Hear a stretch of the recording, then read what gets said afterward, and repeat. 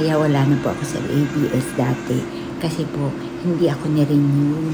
Nilinaw ni Kapuso Comedy Concert Queen Ai de las Alas ang matagal ng isyu ng pag-alis niya sa ABS-CBN noong 2017 at paglipat sa GMA Network matapos siyang batikusin nang bumisita kamakailan sa non-time show na It's Showtime. Ayon kay Ai, naloka siya ng mapag-alamang marami ang umalma nang mag-guest siya sa It's Showtime dahil wala raw siyang loyalty at utang na loob sa network.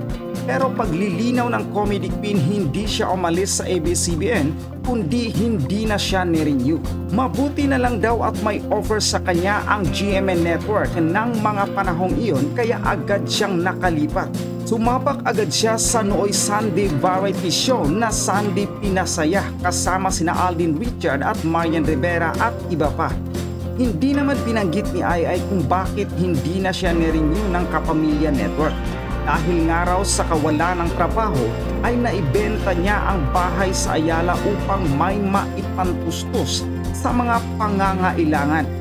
Biro na lang ni Ai sa mga basher niya na mag-sorry sila sa kanya matapos niyang magpaliwanag.